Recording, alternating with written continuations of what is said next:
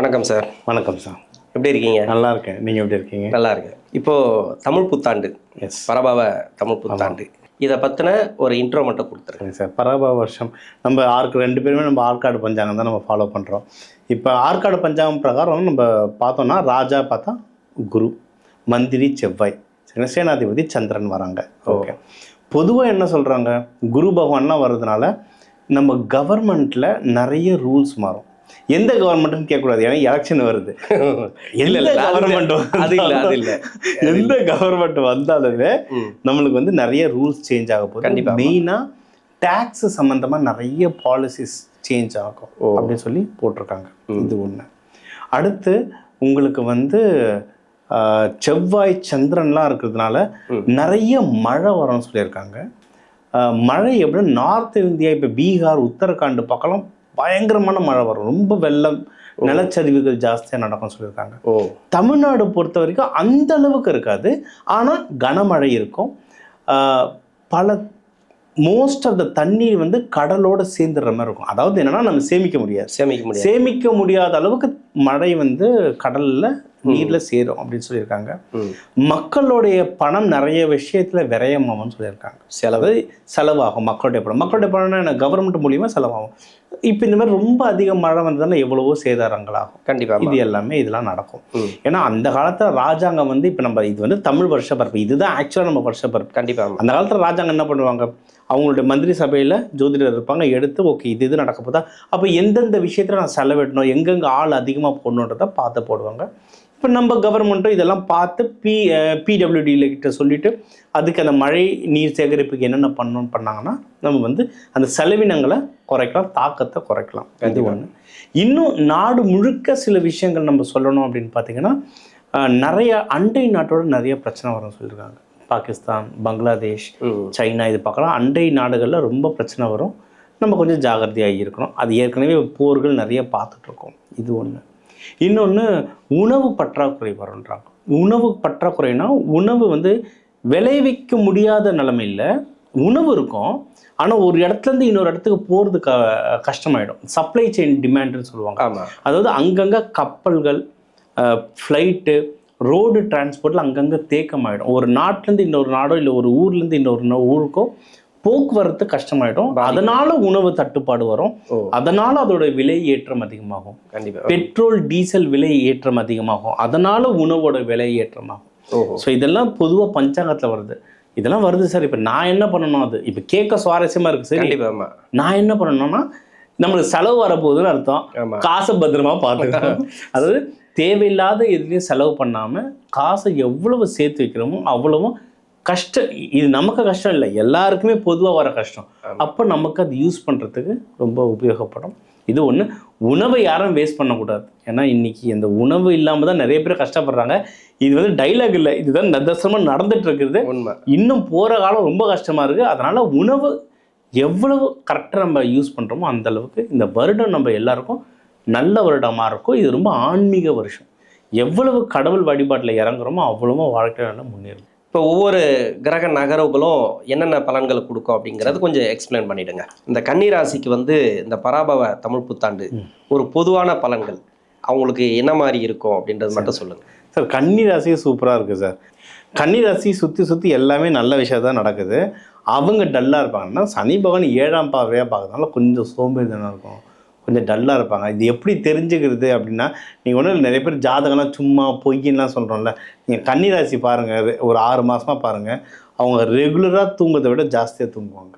அது குழந்தைங்களாக இருந்தாலும் சரி, பெரியவங்களாக இருந்தாலும் சரி. சனி பகவான் உள்ளே வந்தாலும் தூக்கம் ஜாஸ்தியாக வரும், தூங்கிட்டு இருப்பாங்க. இதுதான் நம்ம ப்ராக்டிக்கலாக பார்க்குறது. இதை தாண்டி நிறைய நல்ல விஷயங்கள் இருக்குது, நம்ம அதை ஒவ்வொன்றா சொல்லுவோம். இப்போ வந்து இந்த கன்னிராசிக்கு வந்து நிறைய திருமண தடைகள்லாம் இருக்கு. இப்போ சனி வந்து நேராக 7ஆம் பார்வையாக பார்க்கறதுனால திருமண தடை கொடுத்துருக்கு. ஏன்னா கலத்திர பாவத்தில் சனி உட்காந்துட்டு இருக்காரு. இப்போ திருமணம் அப்படிங்கிறது பண்ணலாமா? யாராருக்கெல்லாம் திருமணம் நடக்கும் சார்? திருமணங்கள் கொஞ்சம் தடை இருக்கு, ஆனால் நடக்குமானா நடக்கும் சார். சனி பகவான் வந்து திருமண தடையெல்லாம் பெருசாக பண்ண மாட்டார், டிலே பண்ணுவார், ஆனால் நடத்திடுவார். என்னன்னா திருப்பி சொல்கிறது, நாள் ஹோரை பார்த்து போகணும். இப்போ புதன் வீடு புதன்கிழமை புதன் ஹோரையாக பார்த்து போனால் நல்லது. எனக்கு லீவு கிடைக்கல, நான் சண்டே தான் போவேன், சாட்டர்டே தான் போவேன்னா கஷ்டம். நாள் ஹோரை பார்த்து போகணும். ஒன்றும் பஞ்சபக்ஷிலாம் பார்த்து நேரம் பார்த்து போனோம்னா இன்னும் சூப்பராக இருக்கும். இது ஒன்று நடக்கும். இன்னொன்று இப்போ சனி பகவான் பார்க்குறாரு, அதனால தடங்களாதுன்னா அதை நிவர்த்தி பண்ணுறதுக்கு என்ன பண்ணணுன்றது இருக்குது.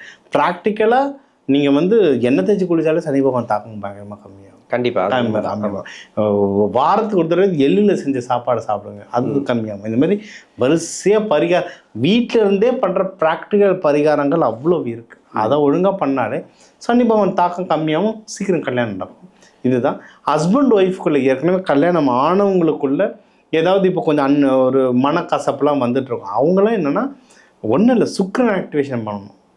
சுக்கிரன் ஆக்டிவேஷன்னா வீட்டில் பெட்ஷீட்டை மாற்றினாலே போதும். வாரத்துக்கு ஒரு தடவை துவைச்ச பெட்ஷீட்டை போட்டால் போதும். இவ்வளோ இருக்கு வெள்ளை. ஆமாம் சார், நீங்கள் எந்த 5 ஸ்டார் ஹோட்டல்லையாவது பெட்டு பிளாக் கலரில் பார்த்துருக்கீங்களா? இல்லை, வெள்ளை கலரில் தான் இருக்கும். நம்ம வீட்டில் போய் பாருங்கள், ப்ரௌனில் தான் இருக்கும் பெட்ஷீட். கேட்டால் அழுக்கு தெரியாதுன்னு தெரியாமல் இருக்கும். ப்ரௌனில் பெட்ஷீட் இருந்தால் சண்டை தான் வரும் பெட்டு மேலே. ஆமாம், எப்போவுமே பெட்டு இல்லை பெட்ரூம் இல்லை வீடே, முக்கியமாக பெட்ரூம் லைட்டு கலரில் இருக்க மனசு அமைதியாகவும் சந்தோஷம் அதிகமாகும்.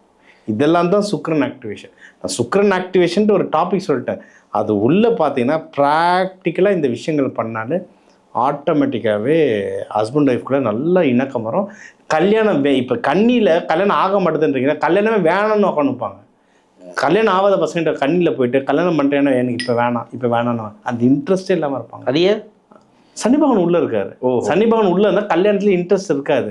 அவனுக்கு சுற்றி நடக்கிற விஷயமும் அதில் இன்ட்ரெஸ்ட் வராத மாதிரியே நடக்கும்.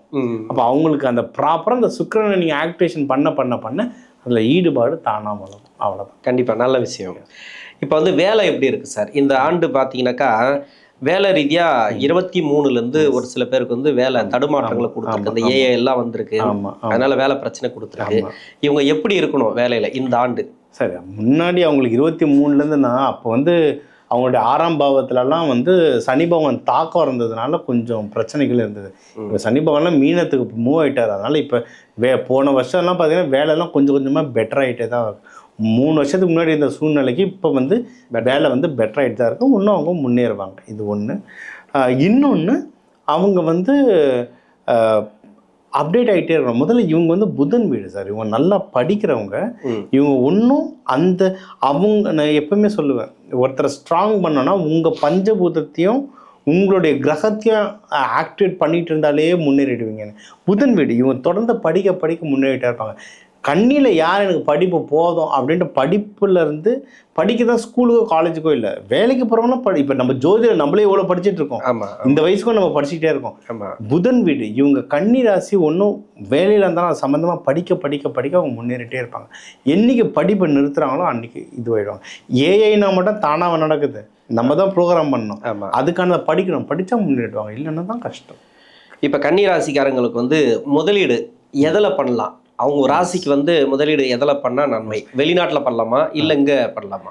இது வந்து பெண் ராசி, நிலம் ராசி. இவங்களுக்கு மோஸ்ட்லி இந்த வீடு மனை வாங்குறது, நகை வாங்குறது, முக்கியமாக இந்த நஞ்சை இல்லை ஃபார்ம் ஹவுஸ், அக்ரிகல்ச்சர் லேண்ட் வாங்குறதுல இவங்களுக்கு ரொம்ப பிடிக்கும். இவங்க இன்வெஸ்ட்மெண்ட் தாராளமாக பண்ணலாம்.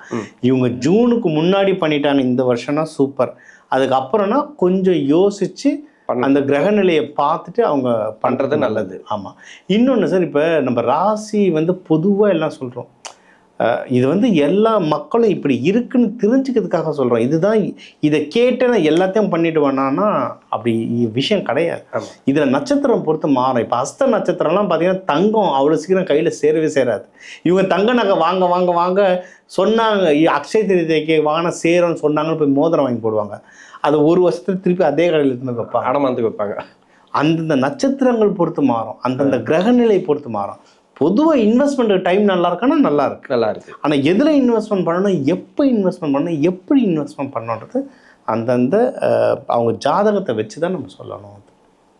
மற்றபடி வீடு வாங்குறாங்க, வண்டி வாங்குறாங்க, நகை வாங்குறாங்க, இவங்களுக்கு ஸ்டாக் மார்க்கெட்டில் நல்ல அறிவு இருக்கும், இதெல்லாம் வாங்குறாங்கன்னா தாராளமாக பண்ணலாம்.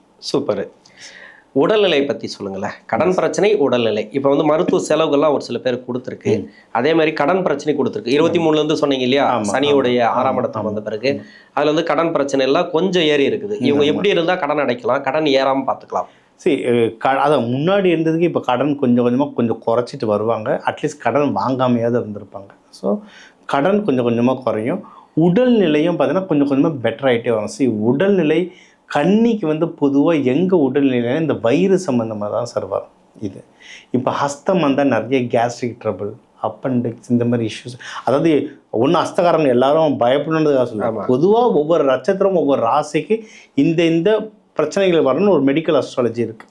ஸோ இவங்க ஹஸ்தத்துக்கு இந்த பிரச்சனை வரும். இப்போ சித்திரையாக இருந்தால் அடிவயிறு இஷ்யூ வரும், லேடிஸ் இருந்தால் பீரியட்ஸ் இஷ்யூஸ் வரும், இந்த மாதிரி. இப்போ இந்த ராசி இந்த நட்சத்திரத்துக்கு இந்த மாதிரியான உபாதைகள் வரும்ன்றதை தெரிஞ்சு அதை முன்னாடியிலேருந்தே நம்ம கிளியர் பண்ணிக்கிட்டே வந்தோம்னா நம்ம தப்பிச்சுக்கலாம். அது ஒன்று.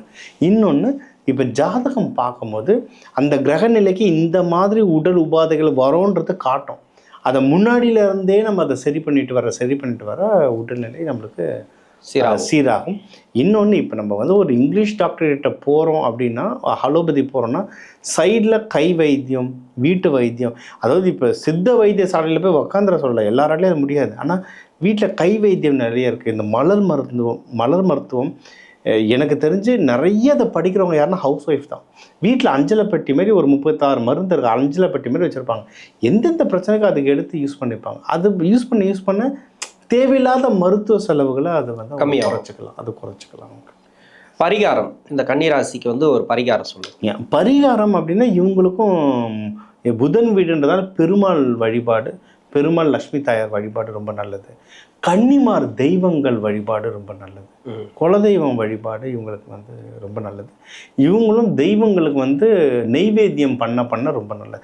இவங்க சமைச்சு வச்சு வழிபாடு பண்ணாங்கன்னா நல்லது. இல்லை சமைக்கிறவங்களுக்கு காசு கொடுத்து, ஜென்ஸ் நான் இப்போ சமைக்க மாட்டேன்னா அந்த சமையலுக்கான அன்னதானத்துக்கான காசு கொடுத்து சமைச்சு ஆண்டனு கொடுத்துட்டு அன்னதானம் போட இவங்களுடைய லைஃப் ரொம்ப சிறப்பாக வரும் சார். ஓகே, நன்றி சார். நன்றி.